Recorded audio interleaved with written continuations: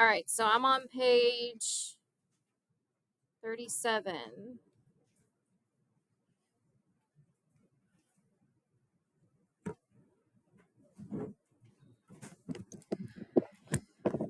All right, so like I said, the last form that we're talking about is the factored form. It's also known as the intercept form. So if you see the word intercept form, it's just factored form. All right, they're synonymous. So so first off, Richard, what is the typical quadratic function? Like what's a given, like what's one form of a quadratic function written out? So standard form, and what is that typically? What does it look like? Close. So you got ax squared, yeah, plus bx plus c equals y. That's our standard form.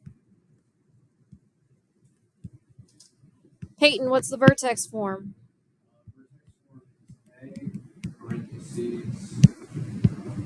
X squared plus bx. So that's standard. I want vertex. Wait, oh, it's x plus b plus parentheses squared. Is that what it is? Close. You're just using the wrong letters. H. Yeah, H. Yeah. So it's x minus h squared plus what? Okay. There you go. So make sure you know those general forms. Now, more often than not, you're going to see a quadratic in standard form. All right. Thank you. So more often than not, it is standard form that you see it in. Now, just recall that if you set a quadratic function equal to 0, it then becomes a quadratic equation. So the most typical form of a quadratic equation is setting the standard form equal to 0. So when we get into solving in the next unit, which is pretty much what all of the next unit is about, solving quadratics, we're going to be seeing that a lot. All right. Now, if f of x is equal to 0, then y is equal to 0. So when solved, it gives us the x-intercepts. So just remember, f of x and y are synonymous. You can use them interchangeably. But that's why when we solve a quadratic, that's why we get the x-intercepts, and that's why the x-intercepts are also known as solutions. So I just said x-intercepts are known as solutions. What was another name that they're known as? Zeros and roots. Now, 3 of those names, x-intercept, solutions, and zeros, are used in very specific situations. All right. Roots are used in any situation. All right. So, solutions. We use solutions exclusively when we're given the equation. So, if we look at this equation for a second, they started out in standard form. But then they went to what? What's that form that I just drew an arrow to called? Not just expanded, factored form. So that is typically what factored form would look like. Now, from factored form, they got the solutions. So this right here is actually the solutions. But what do they actually do to get those? Right, they just set both of them equal to 0 and solved. Yes, sir. Yes.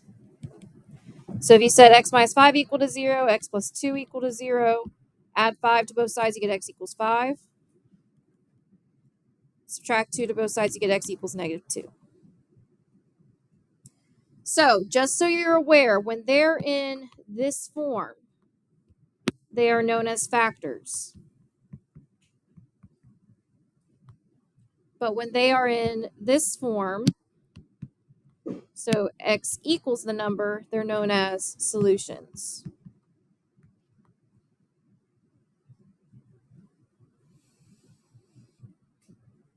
Now, We use x-intercepts. We use that term exclusively when we're given a graph, because it's actually describing what we're looking for on the graph. It's where the graph crosses the x-axis. So what are my x-intercepts here? -2 and 5. So this is the point -2, 0. This is the point 5, 0. So if I ask you for the x-intercepts, I want it as a point. All right, so x-intercepts as a point, solutions as x equals some number or numbers. And then lastly, zeros exclusively come from a table. Now, what explicitly do we want to be 0? The y value. What about if the x value is 0? Does that count as a 0? No, it's the y-intercept. So looking at this table, what are my zeros? -2 and 5. All right, so those are my zeros. And like I said, roots you can use interchangeably in any scenario. So like if I told you to find the roots from the graph, you give me the x-intercepts. If I told you to find the roots from the equation, you find the solutions. If I told you to find the roots from the table, you tell me what the zeros are. All right, roots is one of those words that they just use it for everything. Now, that doesn't mean like if you say the wrong term in the wrong situation, I'm going to yell at you or something. I don't really care. I'm just telling you what they typically go with. All right. Now, there's also 3 possible outcomes in terms of roots. So if I have 2 real roots, how many x-intercepts is that? 2. So that's 2 x-intercepts. So the graph would look something like this. So my x-intercepts would be here and here. 1 real root is another scenario that we can have. And typically, how many x-intercepts does that mean? 1 x-intercept. Does anyone know specifically what point on the graph would be the x-intercept if it's only 1? It's the vertex. So if the vertex doubles as the x-intercept, that's the only way that you can get 1 root, if the vertex is the x-intercept. It's not quadratic.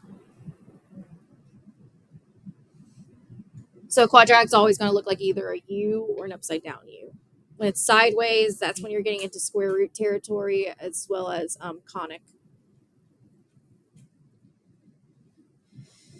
Now, no real roots. It obviously means we have how many x-intercepts? 0. So that means that your vertex is going to be like either above or below the x-axis, and the direction that it's facing is going to be like, if it's above the x-axis, it'll be going upwards. If it's below the x-axis, it's going downwards. Now, when we get to solving, we're going to discover that just because it has no real roots, so if we solved that and it had no real roots, what did you guys typically learn to say? No solution. That's no longer true. So what actually happens, eventually what we're going to learn is that you actually have 2 imaginary roots. Meaning that instead of the roots being real numbers, so any number you can count on a number line, they are actually going to be imaginary numbers. And yes, imaginary numbers exist. We'll learn more about that in Unit 4. Yes? So if there's no solution, there's still points on there that are real, or is it? There's still going to be points on there that are real, but the actual solution would be an imaginary expression or a complex number. So in the realm of numbers, there are, what you guys have learned so far is that the real number spectrum is where the number spectrum ends. That's actually not true. The real number spectrum is actually a subset of the complex number spectrum, which is separated into 2 subsets, real numbers and imaginary numbers. All right? Yeah. Couldn't you figure out where imaginary numbers should be on the graph? No. Nope. Imaginary numbers won't be on a graph because they're not real.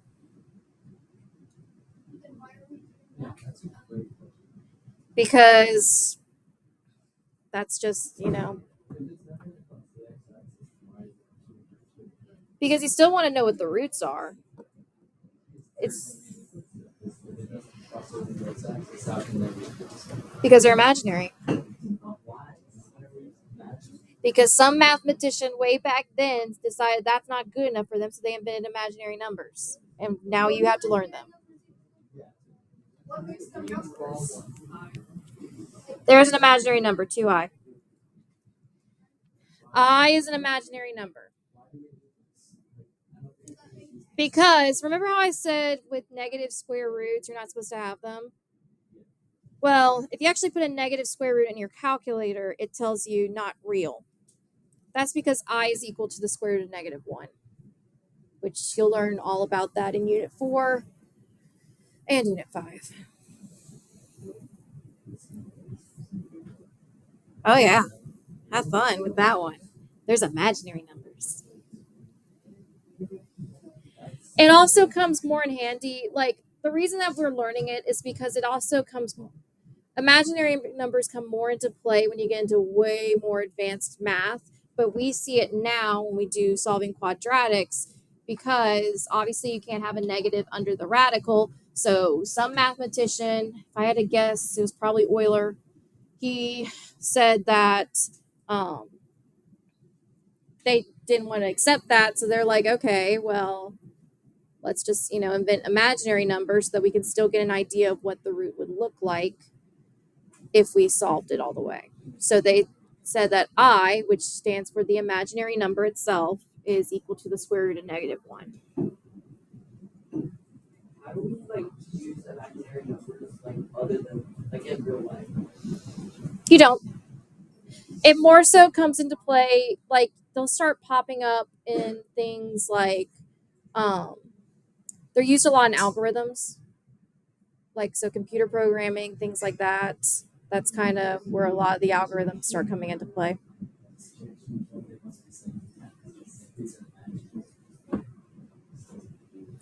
I'm telling you, they're a real thing, but again, we're not getting there.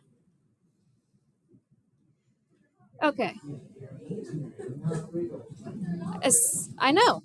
We're not there yet. That's math for you. They always come up with some way around, if they say no, they're like, nah, let's go somewhere different with that. We can make that work. That's math people for you. Okay, so anyway. All right, do I even need to go through of how to identify zeros on the graphs? I didn't think so. Okay. So let's move on to factored form. All right, so with factored form, this is the general factored form. Y equals A times X minus R1 times X minus R2. Where R1 and R2 are the x-intercepts. R, what do you think R stands for? Roots. So they're talking about roots. So root 1, root 2. So typically how you would see it is X is equal to R1, X is equal to R2, and then you would turn them into the factors like this. So if you notice, what actually happens when you write it in factored form to those roots? Look at the signs specifically. You flip the signs. But that's only if you have a nice whole number. Fractions, you got to do a little bit more with that. But those are the x-intercepts. Axis of symmetry you can actually find by taking the two roots and adding them up and dividing them by 2. So that's the same thing as taking an average of those two roots. Because essentially what it's doing is that it's finding the distance between the two roots. And when you divide it by that number, or dividing it by 2, that's how you get the axis of symmetry. Because think about it. The axis of symmetry is the line of reflection for a quadratic. So that means that every point besides the vertex has its reflection buddy on the other side. But what does that mean specifically? How do the x-intercepts relate to the axis of symmetry? What connects them? Right, they'll be the exactly same distance on either side of the axis of symmetry. All right. So, in other words, if an x-intercept is 3 units away from the axis of symmetry on one side, it would be 3 away on the other side. All right, so that's why that formula works. So, now, given factored form, we're going to find all of the key features. So x-intercepts, axis of symmetry, vertex, y-intercept, and then graph it. So first off, let's just start with stuff that we already know. So what direction will my parabola be facing, up or down? How do you know? We have a positive a value. So just like with vertex form and standard form, the a value is always going to be consistent between all three forms. All right. So that means our vertex will be a what? A min. Now, let's start with the x-intercepts. What would my x-intercepts be? Nope.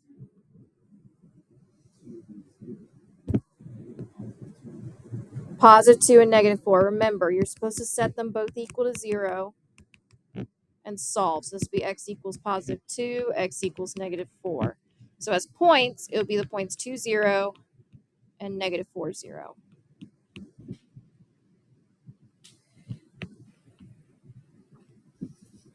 Which I'm going to go ahead and graph.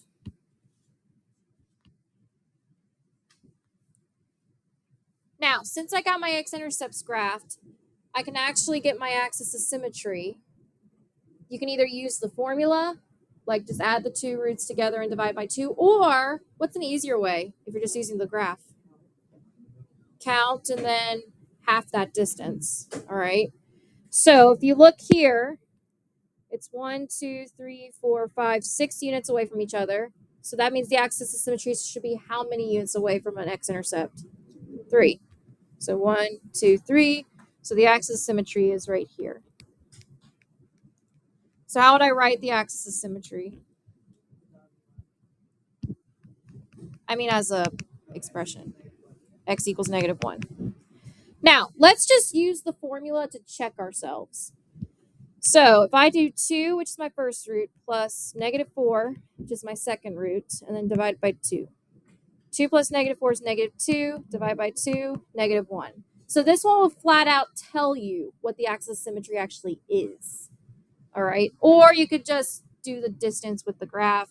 I think just using the graph is a lot easier than trying to remember the formula. So to each their own. All right. Now, since we have the axis of symmetry, we can find the vertex because what value do we already have of the vertex? We have the x value. How do I find the y? Plug it in for x. All right. So y equals negative 1 minus 2 times negative 1 plus 4. So negative 1 minus 2 is negative 3. Negative 1 plus 4 is 3. So what's my y value? Negative 9. So my vertex is negative 1, negative 9. Now, what's a good way to know that that's absolutely true? Well, also, we could do it that way, but we could also just kind of logic our way through that. First off, so in relation to the x-intercept, should the vertex be higher or lower than them?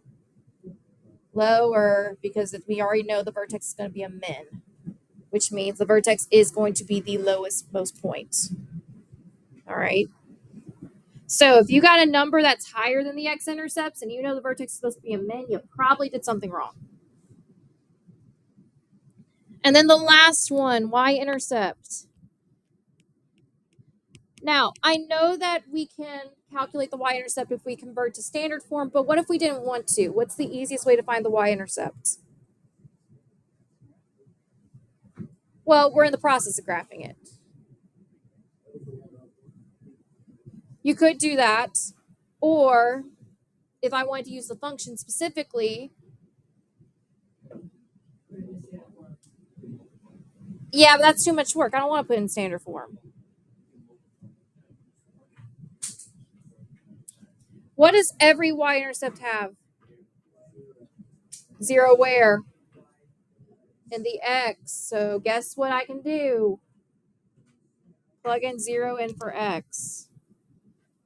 So if I have y equals 0 minus 2 times 0 plus 4, that would be negative 2 times 4, which is just negative 8.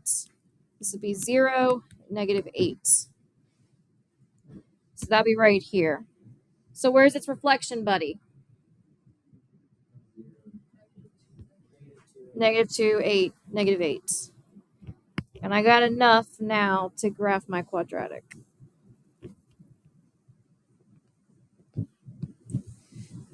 All right, so again, you don't necessarily have to convert the forms to get what you want. In fact, it's easier just to know ways that you can do it. So technically, from every form, you can get all of those key features. All right. The only problem is that you just got to put a little bit more work into it. The only form or the only key feature that does not work, that you cannot find immediately with every form, is the x-intercepts. All right. For that one, you would either have to put it in a table or graph it or factor it if it's factorable. Those are the only ones. Yes. But axis of symmetry, vertex, y-intercept, you can find from all three forms, just different ways. So like standard form with the y-intercept is just a c value.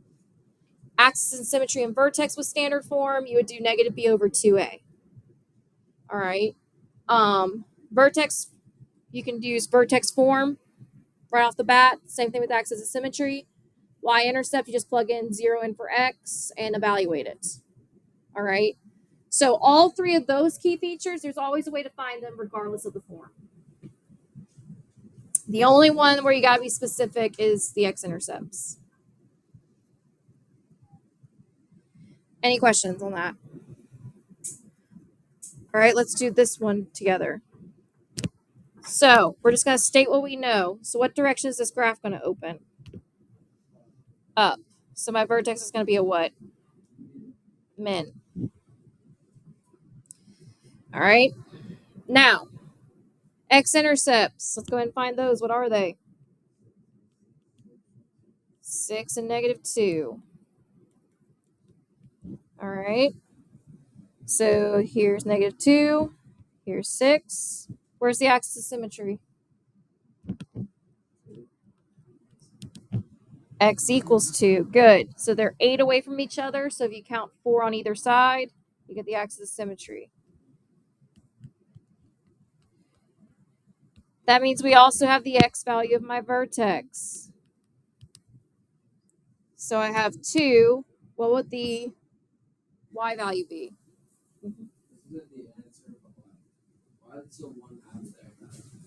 Why is the 1/2 there? Because that's the a value. So it just means that our graph will be a little wider than it normally is. So you can still have an a value on the outside. Because remember, sometimes when you factor, you have that numerical GCF that you take out. And yeah, that's still the a value. So what will the y value of the vertex be?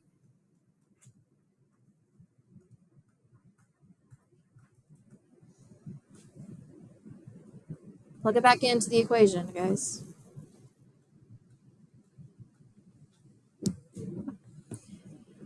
Not positive 8, but negative 8. So negative 2 minus 6 is not to negative 2. 2 minus 6 is negative 4. 2 plus 2 is 4. Negative 4 times 4 is negative 8. Not negative 8, negative 16. And then negative 16 times 1/2, the same thing as dividing it by 2, negative 8. So your vertex will be down here, which again makes sense because it's supposed to be a minimum. And then finally, the y-intercept. What would the y-intercept be? It'll be 0 what? It'll be 0 and what? It'll be negative 6. So 0 minus 6 is negative 6. 0 plus 2 is 2. Negative 6 times 2 is negative 12. Negative 12 times 1/2 is negative 6. And where's its buddy?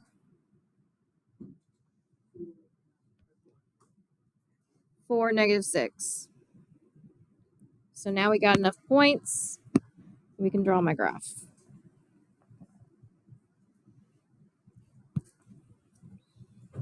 So if you notice, it actually is a little bit wider than our other graph. So this graph, the A value is 1. This graph, the A value is 1/2. And it's actually a little bit wider than this one. Not by much, but it is a little bit. Yes, ma'am. Yeah. All right. So that's how you can pull all the key features from factored form. Yes, sir. You just plug in 0 in for the x value and then solve for y. So if you just plug in 0 for each of these x's and then evaluate, you'll get the y value. All right. Now, we are now going to convert that factored form to standard form, which that should be pretty easy for us because what does this look like to you guys? It looks like a box method problem, and that's exactly how you convert to standard form. You either use FOIL or box method. Now, I recommend always starting with the two binomials first. Do not multiply that 1/4 in until the end. All right, because they'll mess you up. So I start with my box. You could FOIL if you want. I don't really care. What's x times x? -4 times x? -8 times x? -8 times -4? 32. So if I pull it out, I have x squared minus 12x, because -8x minus 4x is -12, plus 32. And then don't forget to bring down that 1/4. Now, we're not finished until we multiply that scalar all the way through. All right. So basically, multiplying by 1/4 is the same thing as doing what? Divide by 4. All right. So 1/4 times 1, that's easy. It's just 1/4. What's 1/4 times -12? -3x. 1/4 times 32? 8. And there's our standard form. Now, here's the deal. If for whatever reason they ask you to go from factored form to vertex form or vice versa, you always got to go to standard form first. There's no direct way to go from factored form to vertex form. Standard form's the middleman. You got to go to standard form first. So if they give you factored form and ask for vertex, you convert factored form to standard form and then standard form to vertex form. If they give you vertex to factored, you go from vertex form to standard form to factored form. But I don't think I would even give you one like that. If I do, just know standard form's the middleman, always. Any questions on that? Do I need to do example 4? Are you guys good? All right. Now, let's talk about how we pull a function from its graph. So we kind of already done this before with vertex form. All right, but instead of giving us the vertex, they gave us the what? They gave us the x-intercepts. All right. So they gave us the 2 x-intercepts here. So my recommendation is if they ask you to write an equation and they give you the freedom of saying in any form, I always say pick the one that goes with that key feature specifically. Like it automatically gives it to you. So if they give us the x-intercepts, which form are we going to put it in? Factor form or intercept form. All right. So first things first, we got to get our factors from those roots. So I have x equals -3 and x equals 1. What would x equals -3 be as a factor? X plus 3. Now, a way you can do that if you didn't know how to like just put it back in, a way that you can remember how to do that, especially if you're doing harder ones, is you want to get it so that one side is equal to 0. So you're working backwards from if you were solving for the roots. All right. So if you add 3 to both sides, you get x plus 3 is equal to 0. There's your factor. All right. What about x equals 1? What's that as a factor? X minus 1. So if you try to get that equal to 0, subtract the 1 over to the other side, x minus 1 is equal to 0. So my incomplete factor form is y equals a times x plus 3 times x minus 1. And remember, could I flip-flop the order of those two factors? Yep. Why? Multiplication is commutative. Good. Now, we're not done because we got to find our a value. Now, we talked about this with vertex form. What else did they give us on that graph that could be useful to us for finding that a value? This extra point, 615. How can I use that to find my a value? Plug it in for x and y. And then solve for a. So I have 15 is equal to a times 6 plus 3 times 6 minus 1. I do what's in the parentheses first. So I still have 15 is equal to a. 6 plus 3 is 9. 6 minus 1 is 5. So I have 15 is equal to, what's 9 times 5? 45. So 45a. How do I solve for a? Divide by 45. So I get 15 over 45 is equal to a. What is 15 over 45 simplified down to? 1/3. 15 and 45 are both divisible by 15. So my a value is 1/3, which I'm going to rewrite into my unfinished form of the equation. So y would equal 1/3 times x plus 3 times x minus 1. And since the question said I could write in any form, I'm just going to leave it in factored and call it a day.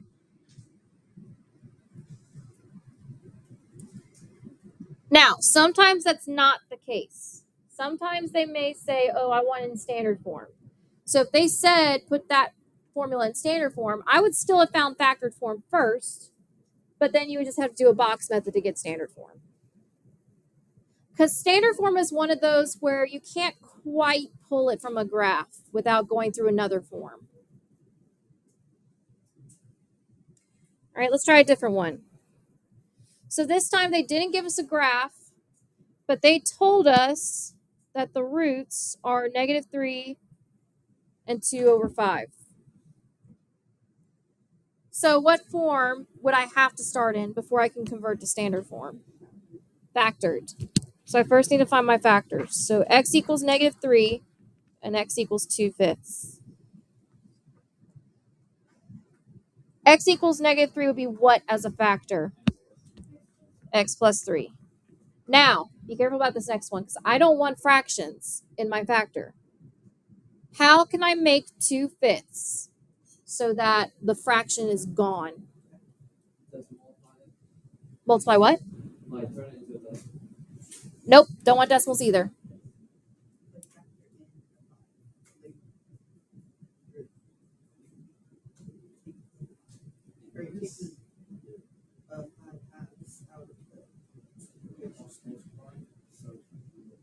You could cross multiply or just simply multiply. Can I just multiply both sides by 5 to get rid of the denominator? Yeah. So I have 5x is equal to 2. This is one of those cases where working backwards to get one side equal to 0 is your friend. All right. So what would it be as a factor if I get one side equal to 0? So I want this side equal to 0. So I'm going to subtract 2. So my factor is 5x minus 2. Because remember, if this was in factor form, they asked us to factor that quadratic and then solve for it. If we set this equal to 0, we would in fact get 2/5. But remember, factors don't typically have fractions in them, or decimals for that matter. All right, it's typically whole numbers. So if they give you a fraction, first start by multiplying to get rid of the denominator, and then add or subtract to the other side to get one side equal to 0. Yes, sir? Why does the 5 cancel out? Because if you think about it, it's 5 over 1. So if you multiplied this all the way through, you would get 2 times 5 is 10, 5 times 1 is 5. Well, what's 10 divided by 5? 2, which is what we got here. So it's just kind of known that if you have a 5 in the numerator or a 5 in the denominator, they cancel each other out. It just saves us the step of having to multiply across and then simplify that. So my factored form, and since they did not tell me an extra point, we're going to assume that the a value is 1, which in reality the a value would actually be 5 if you convert it to standard form. But we're going to leave it like that in factored form. So 5x minus 2 times x plus 3. But can I stop there? Nope, because what they want? Standard form. So I need to do either a quick FOIL or a quick box. So I'm going to do a quick box, 5x minus 2 on top, x plus 3 on the side. So that would give me 5x squared, negative 2x, 15x, and negative 6. So what will my final answer be in standard form? Right, 5x squared plus 13x, so that's 15x minus 2x minus 6. And that's my standard form.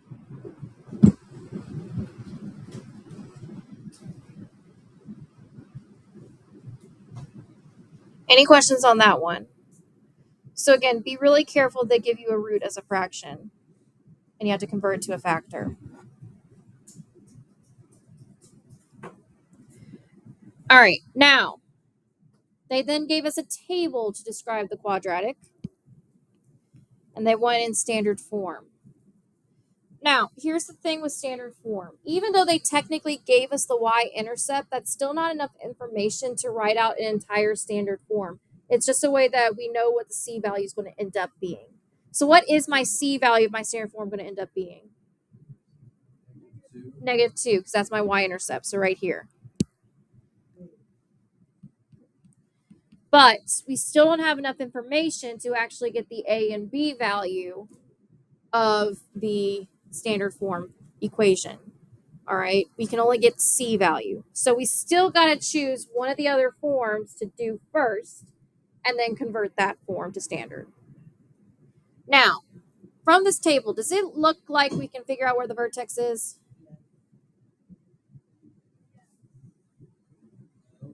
Or does it give us the vertex? That's the better question. Yeah, it doesn't give us the vertex because if you look right here, it looks like the vertex is going to be some fraction in between these two numbers. But it does give us the zeros. So negative 2, and why did I highlight that one? And 1. So once again, we can use factored form. So I have x equals negative 2, x equals 1. What's x equal negative 2 as a factor? X plus 2, x equal 1 as a factor, x minus 1. Now, we cannot assume that our a value is 1. So we're going to still have to solve for a. Now, to solve for a, we know we got to use another point. So in reality, what I do is I just pick any other point on this table besides the ones that we use to create the form. All right. And it doesn't matter which one. It should give you the exact same a value. So I'm going to use the one with the easiest numbers. So I'm going to use the actual y-intercept. Because, if you plug in 0 for x, that makes your life 20 times easier. So I have negative 2 is equal to a times 0 plus 2 times 0 minus 1. This will be negative 2 is equal to 0 plus 2 is 2. 0 minus 1 is negative 1. 2 times negative 1 is negative 2. So a is equal to 1. So if we divide by 2 to both sides, a is equal to 1. Now, that turned out nicely where a was actually 1. But that still doesn't mean that we could have assumed it right off the bat. All right, never assume that A is equal to 1 unless you check to make sure it is. All right, now if they don't give you an extra point to check the A value, then just assume it's 1. But if they give you a point, there's a reason they give you that extra point. All right, so my factored form would be x plus 2 times x minus 1. So if you did a quick FOIL or box method on that, what's standard form? X squared plus x minus 2. Good. Now, what's a good way to check to see if we got the correct standard form? The y-intercept. So our y-intercept should be -2, so that means our c value should be -2, which it is. So at the very least, we got the y-intercept correct. All right, last one. So for this one, it's kind of similar to the one we did at the very beginning when we started this, but you just gotta be careful, okay? So first off, we can do any of the forms that we want, okay? Because they gave us a full graph. So it wants it finally in standard form. But you can clearly see that they gave us a vertex, which looks like it's in a nice spot, and they gave us zeros, which are in a nice spot. So it doesn't really matter which form you pick to start with. You could either do vertex form first or factored form first. Okay, which one do you guys want to do? Okay, let's do vertex since we haven't done that yet. So first off, I'm going to identify my vertex, which is right here. Where is my vertex? 116. So my vertex form would be y is equal to a times what? X minus 1 squared, because that's my h value, then plus 16. Now, still got to solve for a though. So when you solve for a, because that's just in the formula, it's a quadratic, it's going to be squared somewhere. Now, it doesn't matter what you pick as a point as long as it's a happy point. So by happy, I mean it crosses the grid very nicely. It's clear that two whole numbers are its coordinates.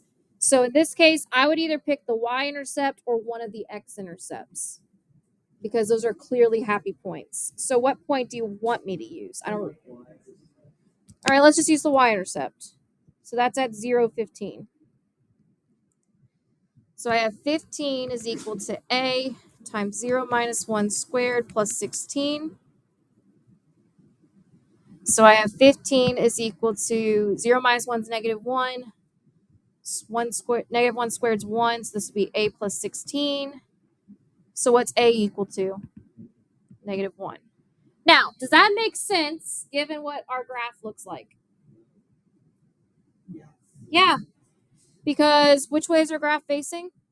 Down, which means our a value has to be negative. All right. If you didn't get a negative number, you probably did something wrong.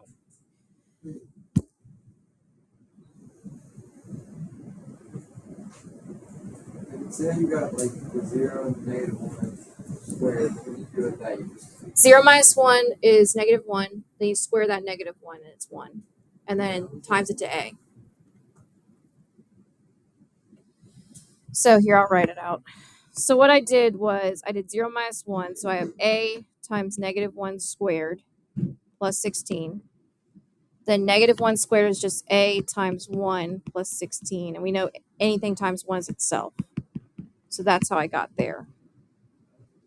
I just skipped steps. So if I rewrite my vertex form as y equals negative x minus 1 squared plus 16. Now, they didn't want vertex form though. What form do they want? Standard. So what do I need to do first to convert? I need a box method that x minus 1 or expand it. Meaning, because remember, x minus 1 squared is the same thing as x minus 1 times x minus 1. So don't just square the x and square the 1 and call it a day. There is going to be a b value. All right.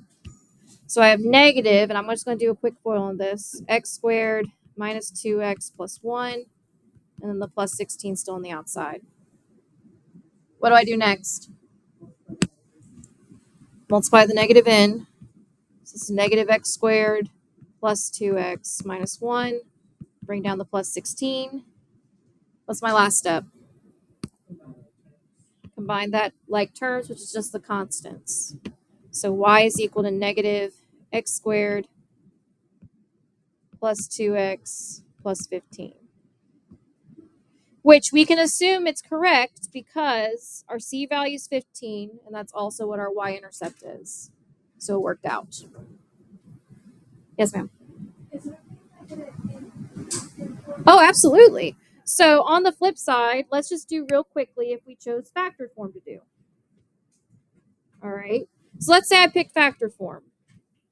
So I had, as my two roots, I had x equals negative 3 and x equals 5. So what are those two factors? X plus 3, x minus 5. Still got an a value, still got equals y. Still got to solve for the a value though. So I'm going to still use 0, 15. So I have 15 is equal to a times 0 plus 3 times 0 minus 5. 0 plus 3 is 3. 0 minus 5 is negative 5. Negative 5 times 3 is negative 15. So I have 15 is equal to negative 15a. So we still get a is equal to negative 1. So my full-blown factored form is y equals negative x plus 3, x minus 5. Then you just do a quick box or FOIL. So I bring the negative down. I'll get x squared minus 2x minus 15. And then you would just FOIL it in. So that'd be negative x squared plus 2x plus 15 is equal to y, which is the exact same thing we got up here. So again, it doesn't matter which form, especially if they give you everything fairly nice, as long as you can justify why you use that form. So you could have used vertex, you could have used factored, whichever one you like the best.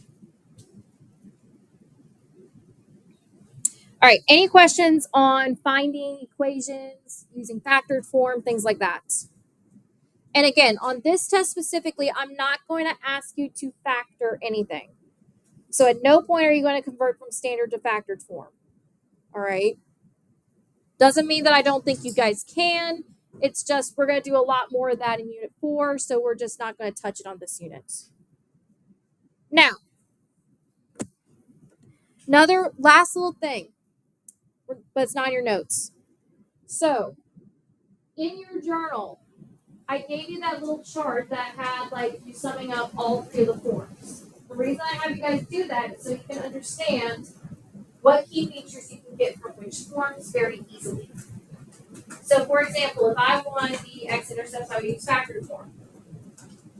What about if I want the y-intercept? Standard. What about if I want vertex? Vertex form. Axis symmetry?